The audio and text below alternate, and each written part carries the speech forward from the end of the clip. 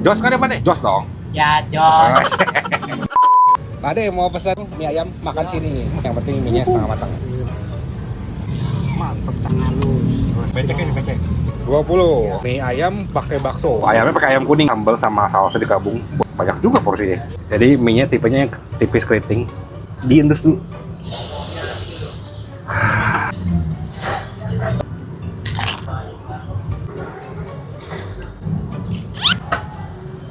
Mie ayam lagi. Sekarang gue lagi ada di Pondok Lestari depan Indomaret ini. Waktu itu kan gue ngonteninnya baksonya ya. Kayak kali ini mie ayamnya nih. Mie ayam bakso Mbah Bejo. Namanya Mbak Bejo, Giri Marto. Kalau Wonogiri kan udah kena, kalau Giri Marto kan belum. Jualannya apa aja sih, Bre? Mie ayam, bakso. Bukanya dari jam berapa sampai jam berapa, Pak? Oh, berangkatnya asal rapi di rumah aja. Biasanya jam berapa? Kurang lebih jam 9 jam 10. Warga Warga negara Ciledug, kalau seleranya saja mampir aja Indomaret Pondok Sari.